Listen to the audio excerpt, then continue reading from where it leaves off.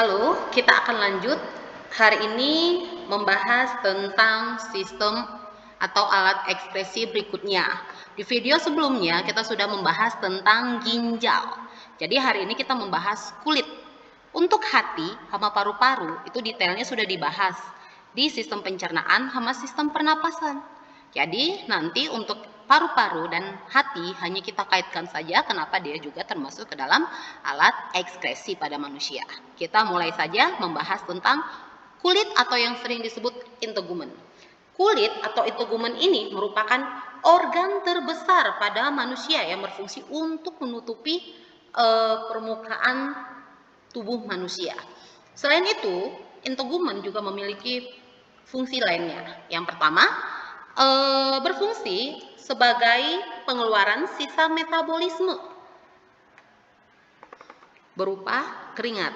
Kalau urin itu di video sebelumnya sudah dibahas, berupa urin itu pengeluarannya merupakan ginjal. Yang kedua, pengatur suhu tubuh. Suhu tubuh. Jadi biar suhu tubuh kita stabil, yang akan berperan penting adalah kulit. Berikutnya pembentukan vitamin D. Dari provitamin D yang belum aktif, terus diaktifkan dengan menggunakan bantuan sinar UV atau ultraviolet. Yang keempat, sebagai pelindung. Di sini sebagai pelindung yang pasti banyak ya, pelindung dari tekanan atau gangguan fisik, gangguan bersifat kimia, gangguan yang bersifat biologi.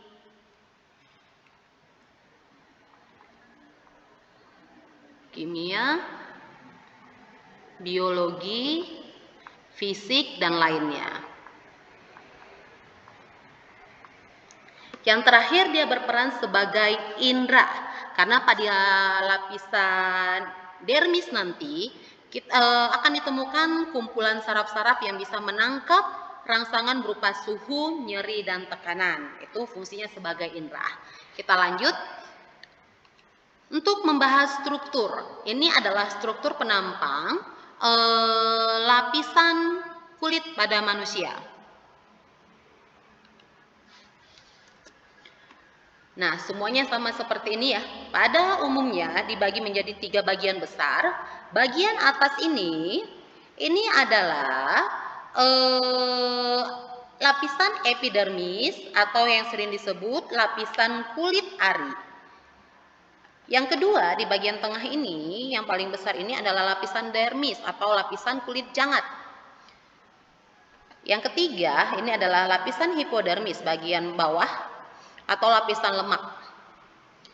Nah, bisa kita lihat ketika kita mengamati yang lapisan epidermis, kita akan menemukan di situ ada rambut.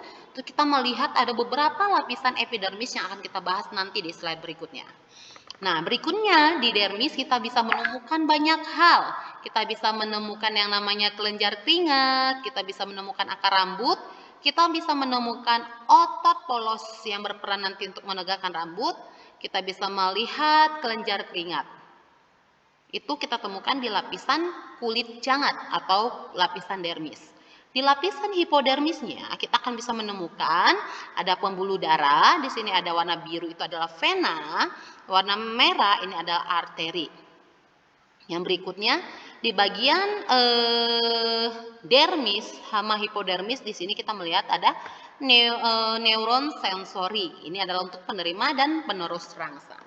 Ini adalah lapisan-lapisan kulit pada manusia. Kita pindah membahas tentang lapisan epidermis.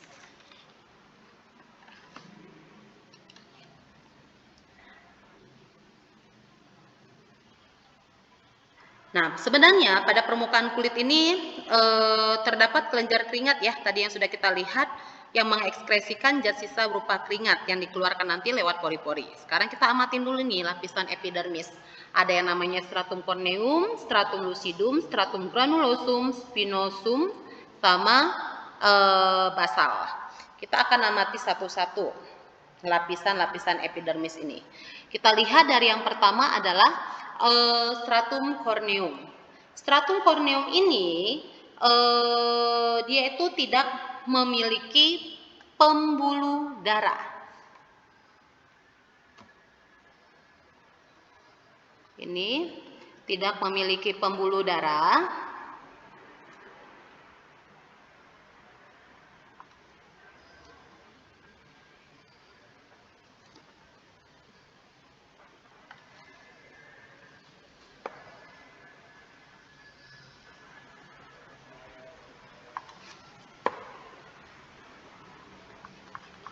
Tidak memiliki pembuluh darah.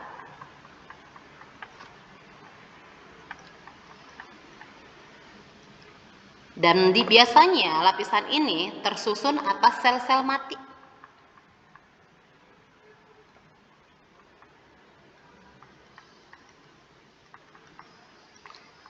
Lapisan ini juga nanti tidak akan bertahan lama ya. Setelah 15 atau 30 hari biasanya akan tereduksi. Kalau kita dalam sehari-hari ganti kulit ya. Oke, yang berikutnya adalah bisa dilihat di sini ya.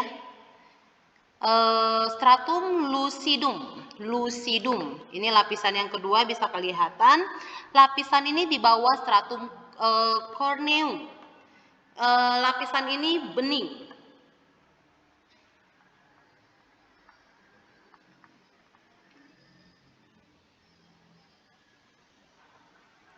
Yang berikutnya adalah stratum granulosum. Ini lapisan ini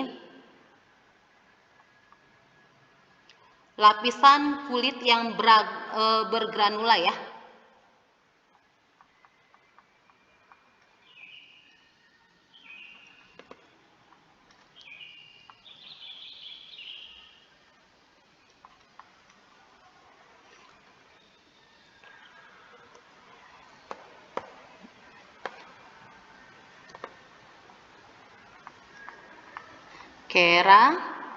Keratohyalin.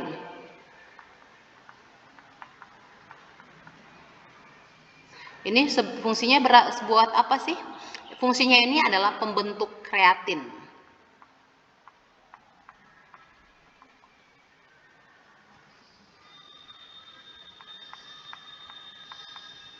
Oke, yang lapisan keempat ada namanya stratum spinosum. Lapisan ini berduri.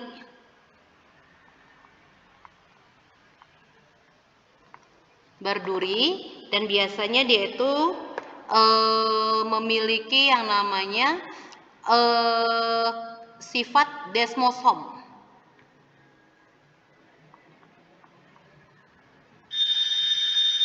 Desmosom itu adalah kemampuan untuk memperbanyak dirinya.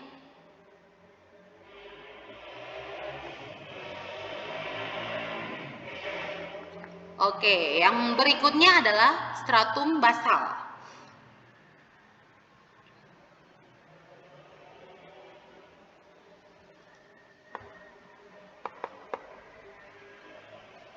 Stratum basal ini sering atau kita sebut stratum germinativum.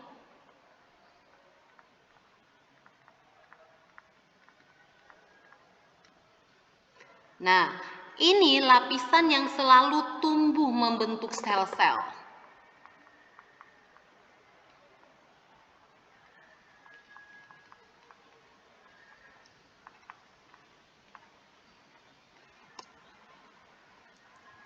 Biasanya pembentukannya adalah dari arah dalam keluar ya.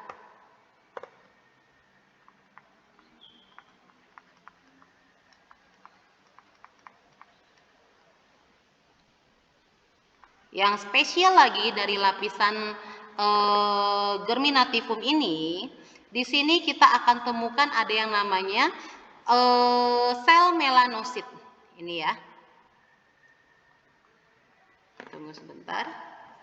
Yang ini adalah sel melanosit. Buat apa sel melanosit ini yang kita temukan di germinativum? Ini adalah untuk membentuk yang namanya melanin. Ini ada namanya pigmen melanosit ya, melanin. Inilah si melanosit ini akan membentuk si melanin.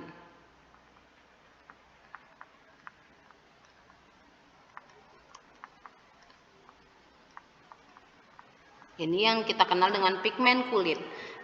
Sehingga ini kandungan dia yang membedakan kulit setiap pribadi-pribadi ya, si A dengan si B. Ada yang eksotis, ada yang kuning langsat, ada yang putih. Itu adalah karena komponen dari si melanosit.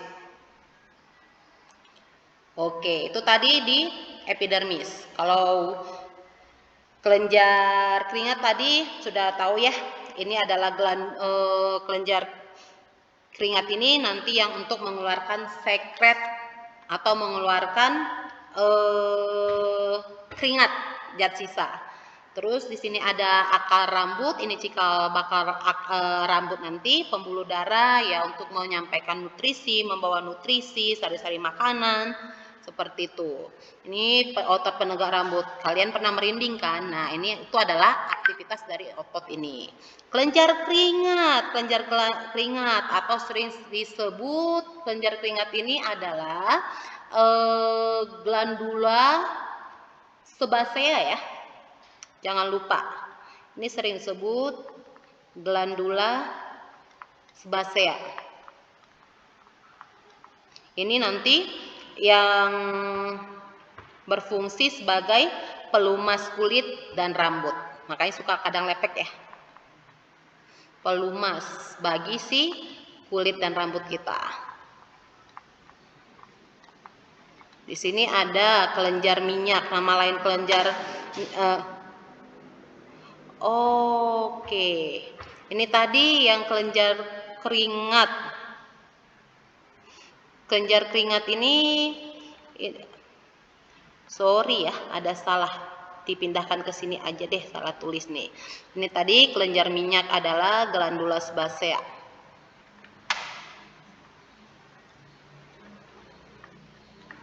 Tadi fungsinya sebagai pelumas untuk kulit dan rambut. Oke, berikutnya baru ini dihapus ya. Ini ada kelenjar keringat.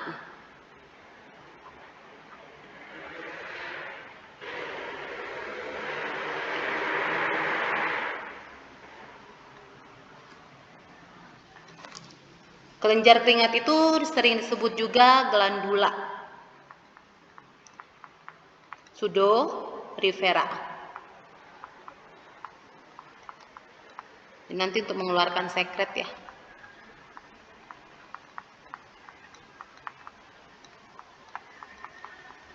Oke, kita lanjut. Ini adalah jenis-jenis reseptor yang kita temukan di sistem atau jaringan kulit kita.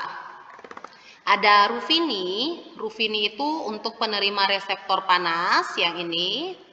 Terus ada Pacini untuk tekanan kuat. Ini ya. Terus ada Meissner untuk sentuhan, yang ini dia. Ada Merkel untuk tekanan ringan. Tekanan ringan ya, Merkel. Terus ada Krause untuk reseptor penerima rangsangan dingin. Terus untuk rasa sakit dan nyeri, ini namanya adalah ujung saraf bebas yang ini. Ini penting ya, sering keluar juga di soal-soal. Kita pindah ke mekanisme pengeluaran keringat. Nah, kita lihat ya, seperti inilah sisa metabolismenya diangkat keluar. Kita lihat bagaimana sih kronologinya pembentukan keringat. Nah, pertama sekali kita harus tahu nih bahwa yang mengaturnya pengeluaran keringat kita itu ada yang namanya hipotalamus di otak kita ya, saraf simpatetik, yaitu di bagian hipotalamus. Kita bahas dulu aja mekanisme pembentukan keringat. Nah, ini dimulai dari adanya rangsangan suhu. Di sini ada rangsangan suhu.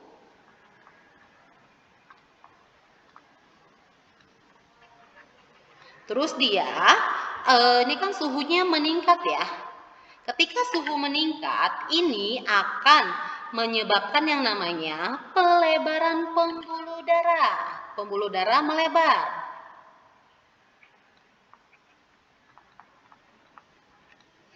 Kemudian, si darahnya ketika pembuluh darahnya melebar, darah yang mengalir juga akan semakin banyak. Nah, pori-pori pun akan semakin melebar.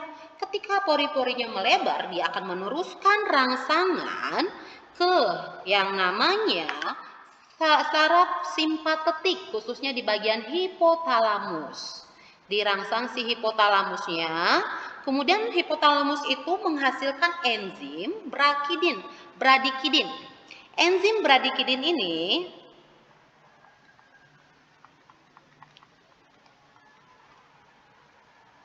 bradikinin ya. Nah, enzim bradikinin ini dia akan mempengaruhi kerja kelenjar keringat. Sehingga kelenjar keringat ini akan menyerap zat sisa metabolisme berupa air, garam, dan urea.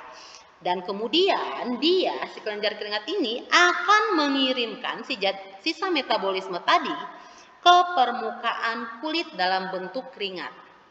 Itulah yang menyebabkan kita bisa berkeringat. Nah, pertanyaannya adalah kenapa keringat itu bau? Kenapa sering sekali keringat itu bau?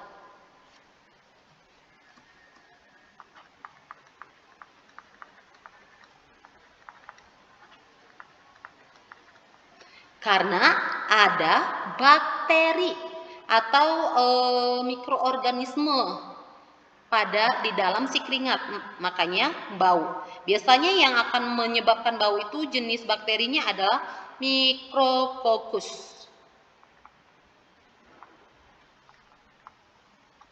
Berikutnya ada si kelompok bakteri Propionibacterium.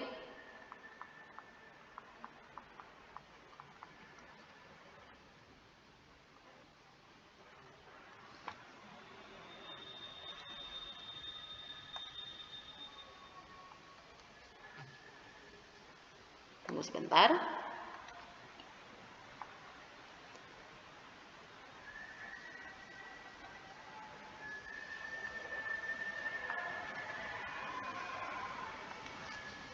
Propionibacterium. Dan satu lagi yang dapat menyebabkan ketiak bau juga ada dari kelompok aerob ya.